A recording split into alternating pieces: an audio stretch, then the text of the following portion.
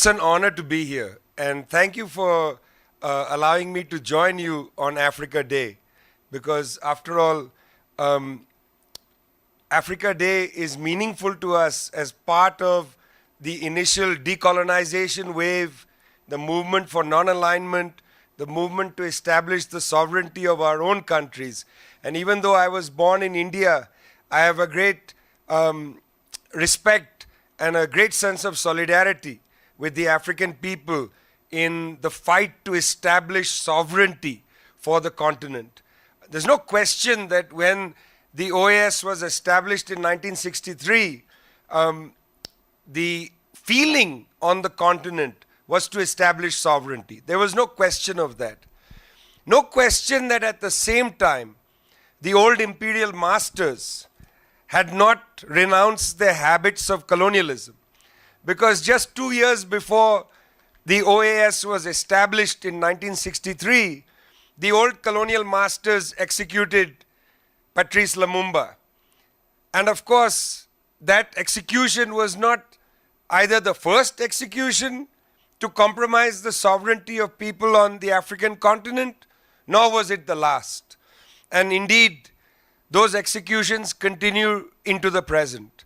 Those habits of colonialism, comrades, those habits of colonialism are important to understand. I want to take you briefly on a trip to the Sahel region of Africa, which gets reported very minimally. I've been doing a series, particularly on Mali. You know, it's interesting. The Europeans right now are in a flap about the question of Nato. The Europeans are in a flap about the war in Ukraine. They're in a serious flap. They are confounded by what's happening. They are distressed by war.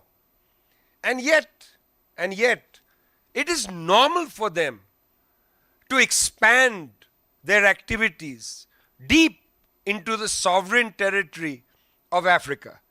The sovereignty of Ukraine may be compromised. That has them in a flap. But nobody in those same European circles was in a flap when NATO decided to go beyond the UN Security Council resolution 1973 and destroy Libya.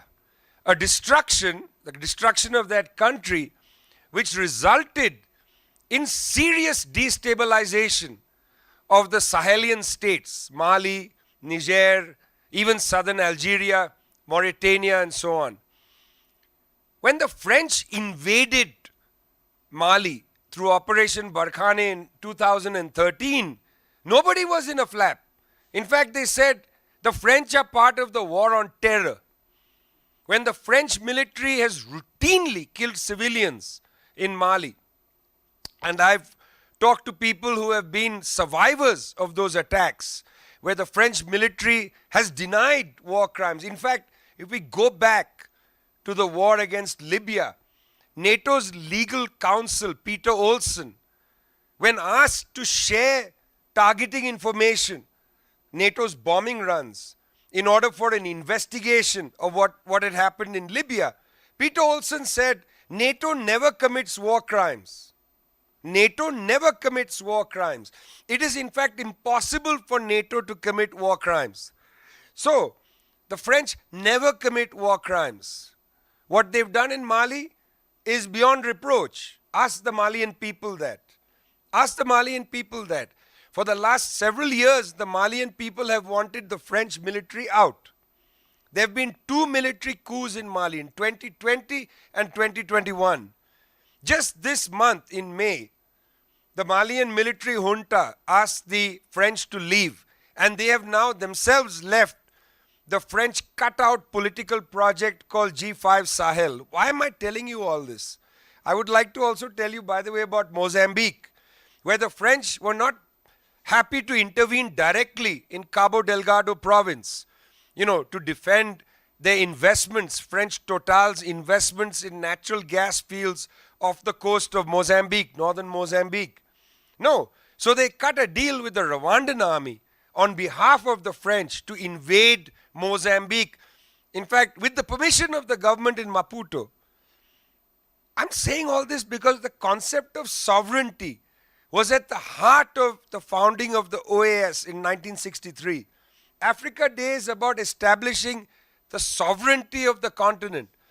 And yet routinely, I'm not talking now about the 1960s and 70s and 80s, I'm talking about now. Now, it's the French that invade, and nobody calls that an invasion. It's the French that invade. In fact, I would like to say to you that the Europeans and the US have moved Europe's border effectively from north of the Mediterranean to south of the Sahara. They've essentially taken and garrisoned the Sahel region. You know, they always get upset and say the Chinese are colonizing Africa. We hear this all the time. Chinese are colonizing Africa. Philip Dexter, our comrade, said that China has a military base in Africa. In fact, I've been there. It's in Djibouti. It's not a military base, in fact. It's a naval station that the Chinese established in order to join a United Nations operation against piracy. Now, I have my own mixed feelings about that UN operation against piracy because they're attacking poor people of the coast of Somalia whose fishing was destroyed by multinational corporations and they took up piracy. Let's solve the economic problems. Don't treat this as a security issue. So easy to treat everything as a security issue. Underneath that is a basic economic problem. That's hardly a military base. Meanwhile, in Agadez, Niger, the United States has a massive drone base. It's the largest drone base in the world. The Research Institute of the Socialist Movement of Ghana and Tricontinental produced a dossier on the militarization of Africa. The militarization of Africa by whom? By the United States and the French. The African Union, which is heir to Africa Day and the founding of the OAS in 1963, the African Union in 2016, the Peace and Security Council of the African Union passed a resolution which said that the Peace and Security Council of the African Union passed a resolution which said that foreign military bases should be removed from the African continent. Why can't that be established? If it's the African Union's Regional Security Council, why can't its opinion, sovereign opinion of all the countries on the African continent, why can't that be established? Why can't the sovereignty of the continent be established? This is a fight to exercise sovereignty. Why have we abandoned thinking in those terms? Because sovereignty is on the one side about territory, but it's also about the economy. Why can't African countries and Africa as a regional project establish an agenda? Why isn't it allowed, the countries and then the project alone, to establish their own sovereign agenda, to trade with whomever they want, to get investment from wherever they want, to establish the right to price their resources however they want? Why is that not at the top of the agenda? Instead, we allow the old imperialists with their old colonial habits to dominate the sovereignty of this continent. We allow it. We're not even ashamed of it. We are not even angry about it. We allow it. We allow them to win the information war and to say they're here for the war on terror. They're here to deal with Al-Qaeda. They're here to deal with Al-Shabaab. They're here to deal with Boko Haram. When in fact we know why they are here. They are here to deal with the coltan. They are here to deal with the uranium. They are here to deal with the natural gas.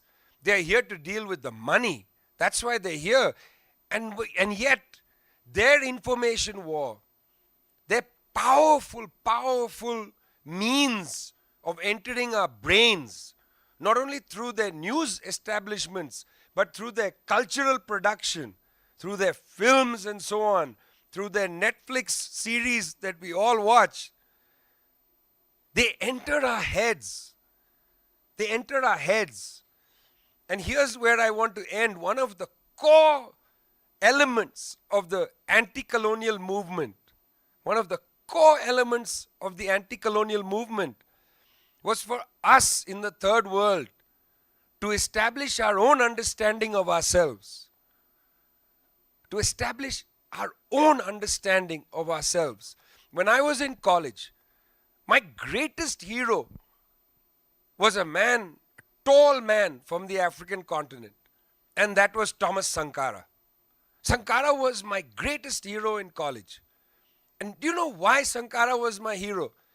I didn't know what he was doing in his country. It was hardly covered in our press. But when I was a young person, I read one thing.